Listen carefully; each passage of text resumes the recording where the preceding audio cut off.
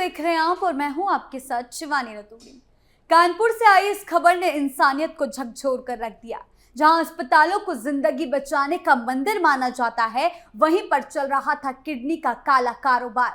चंद पैसों के लालच में गरीबों की मजबूरी को सौदे में बदला जा रहा था और अमीरों की जरूरतों को पूरा करने के लिए अवैध ट्रांसप्लांट का पूरा नेटवर्क खड़ा कर दिया गया।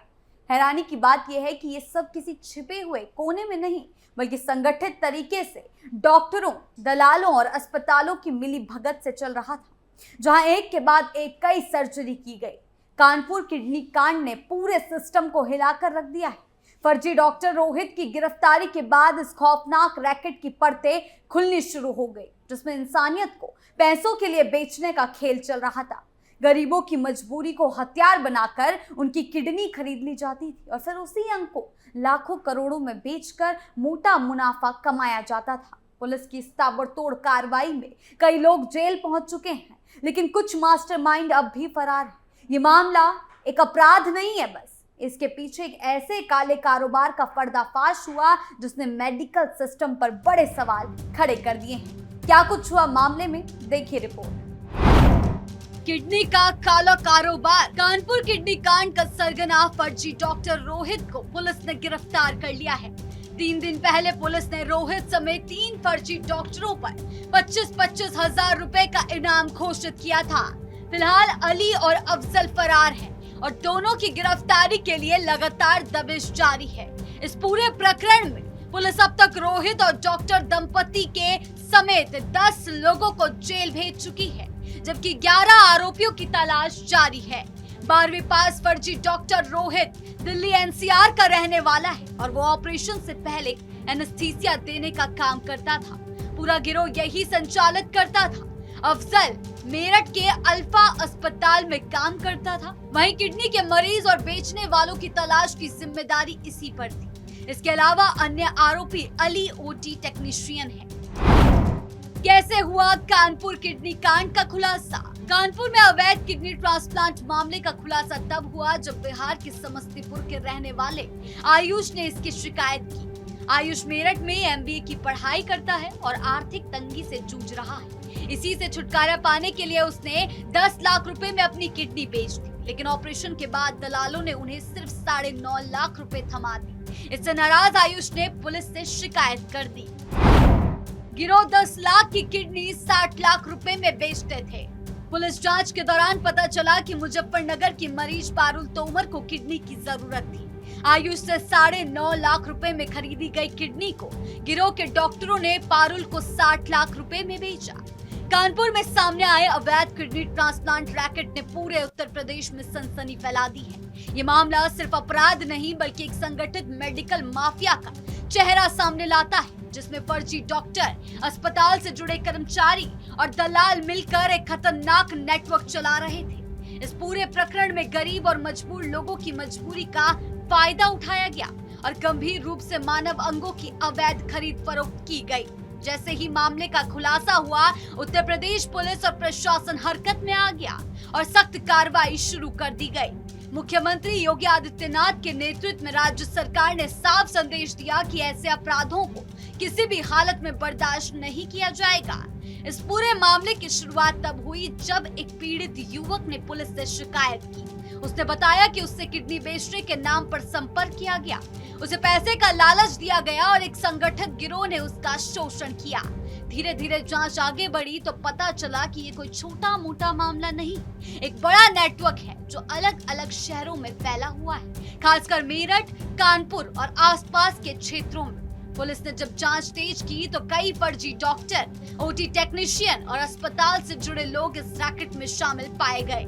ये भी सामने आया कि मरीजों और डोनर दोनों को गुमराह करके अवैध ट्रांसप्लांट किए जा रहे थे। उत्तर प्रदेश पुलिस ने इस केस को बेहद गंभीरता से लिया और तुरंत विशेष टीमों का गठन किया। कई जगहों पर छापेमारी की गई, संदिग्ध लोगों की गिरफ्तारी शुरू हुई। अब तक कई आरोपी जेल भेजे जा चुके हैं, जबकि कुछ मुख्य आरोपी अभी फरार हैं। पुलिस ने फरार आरोपियों पर इनाम घोषित किया है ताकि उनकी गिरफ्तारी जल्दी हो सके। जांच एजेंसियों का कहना है कि ये नेटवर्क सिर्फ एक शहर तक नहीं था, बल्कि इसके तार कई जिलों और दूसरे राज्यों तक जुड़े हो सकते हैं। इसी वजह से जांच को और भी व्यापक किया गया। मुख्यमंत्री योगी आदित्यनाथ ने इस मामले पर सख्त रुख अपनाते हुए अधिकारियों को साफ निर्देश दिए कि किसी भी दोषी को बख्शा ना जाए। सरकार का कहना है कि यह मामला केवल कानून तोड़ने का नहीं बल्कि मानव जीवन और डॉक्टरों की व्यवस्था के साथ बड़ा खिलवाड़ है। मुख्यमंत्री के निर्देशों के बाद पुलिस प्रशासन और स्वास्थ्य विभाग दोनों ने मिलकर संयुक्त कार्रवाई शुरू की। अस्पतालों की जांच की जा रही है, ट्रांसप्लांट से जुड़े रिकॉर्ड खंगाले जा रहे हैं और जिन अस्पतालों पर शक है उनकी गहन जांच हो रही है। फर्जी डॉक्टरों का पर्दाफाश। इस पूरे रैकेट में सबसे चौंकाने वाली बात यह सामने आई कि इसमें कुछ लोग ऐसे शामिल थे जो खुद को डॉक्टर बताते थे, लेकिन उनके पास कोई वैध मेडिकल डिग्री नहीं थी। ये लोग ऑपरेशन थिएटर में काम करते थे, एनेस्थीसिया देने जैसे गंभीर कामों में शामिल थे। इससे यह साफ हुआ कि ये पूरा नेटवर्क केवल दलालों का नहीं, एक नकली मेडिकल सिस्टम जैसा बन चुका था जो मरीजों की जिंदगी के साथ खिलवाड़ कर रहा था। गरीब लोग पैसों के लालच में अपनी किडनी बेचने को मजबूर हो रहे थे, जबकि मरीजों से करोड़ों रुपए वसूले जा रहे थे। जांच में यह सामने आया कि इस रैकेट में कमजोर लोगों को, आर्थिक रूप से कमजोर लोगों को टारगेट किया गया। उन्हें 8 से 10 लाख रुपए का लालच देकर किडनी ली जाती थी, लेकिन उन्हें पूरा पैसा भी नहीं दिया जाता। दूसरी तरफ जरूरतमंद मरीजों से 50 से 60 लाख रुपए तक वसूले जाते थे। ये पूरा सिस्टम एक तरह से मानव अंग व्यापार बन चुका था, जिसमें इंसान की जिंदगी को सिर्फ पैसों के तराजू पर तोला जा रहा था। पुलिस को कई ऐसे दस्तावेज और डिजिटल सबूत मिले जिससे इस पूरे नेटवर्क की गहराई का अंदाजा लगाया जा रहा है। सरकार और पुलिस की कार्रवाई के बाद अब अस्पतालों में भी डर का माहौल है। जिन निजी हॉस्पिटल्स पर शक है वहां निरीक्षण टीम भेजी जा रही है, लाइसेंस की जांच की जा रही है। स्वास्थ्य विभाग ये सुनिश्चित करने में लगा है कि आगे चलकर किसी भी हॉस्पिटल में बिना नियमों के ट्रांसप्लांट जैसी प्रक्रिया ना हो सके। साथ ही पुलिस ये भी जांच कर रही है कि क्या इस नेटवर्क को किसी बड़े राजनीतिक संरक्षण का सहारा मिला था। हालांकि अभी तक इसकी कोई भी आधिकारिक पुष्टि नहीं हुई है, लेकिन जांच के हर पहलू को ध्यान में रखकर ये पता लगाने की कोशिश की जा रही है कि इसके लिंक्स कहां-कहां से जुड़े हुए हैं। इस केस ने पूरे प्रदेश में ये सवाल खड़ा कर दिया कि आखिर कैसे इतने बड़े पैमाने पर अवैध ट्रांसप्लांट का खेल चल रहा था और किसी को इसकी भनक लंबे समय तक क्यों नहीं लगी। अब सरकार ने साफ कर दिया कि ऐसे मामलों में जीरो टॉलरेंस नीति अपनाई जाएगी। मुख्यमंत्री योगी आदित्यनाथ की सरकार ने न केवल पुलिस को तेज कार्रवाई के निर्देश दिए बल्कि स्वास्थ्य व्यवस्था में बड़े सुधार के संकेत दिए हैं, ताकि आगे चलकर इस तरह के रैकेट दोबारा ना पनप सके। कुल मिलाकर ये मामला सिर्फ एक अपराध नहीं बल्कि एक गंभीर सामाजिक और स्वास्थ्य व्यवस्था की विफलता को दिखाता है। लेकिन जिस तरह से पुलिस और प्रशासन ने तेजी से कार्रवाई शुरू की, उससे ये उम्मीद जगी है कि इस पूरे गिरोह को जल्द पूरी तरह से खत्म कर दिया जाएगा। जांच अभी जारी है। जैसे जैसे नए खुलासे हो रहे हैं, ये साफ हो रहा है कि ये रैकेट काफी गहराई तक फैला हुआ था। सरकार की सख्ती और पुलिस की लगातार दबिश से अब ऐसे गिरोह की कमर टूटने की दिशा में बड़ा कदम उठाया जा रहा है। ये पूरा मामला इस बात की चेतावनी देता है कि किस तरह लालच और अपराध मिलकर इंसानियत और कानून दोनों को चुनौती दे रहे हैं। कानपुर किडनी कांड में फर्जी डॉक्टरों और दलालों का ये नेटवर्क जितना गहरा और सुनियोजित निकला, उसने स्वास्थ्य व्यवस्था की कई कमजोरियों को उजागर कर दिया।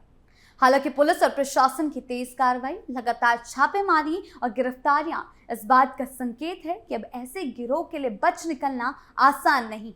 जैसे जैसे जांच आगे बढ़ रही है, उम्मीद की जा रही है कि इस पूरे रैकेट के हर लिंक को खंगाला जाएगा और सख्त से सख्त सजा दी जाएगी, ताकि आगे चलकर कोई भी इस तरह मानव अंगों के अवैध कारोबार की हिम्मत ना कर सके। आपकी इस बारे में क्या राय है, हमें कमेंट सेक्शन में जरूर बताएं। धन्यवाद।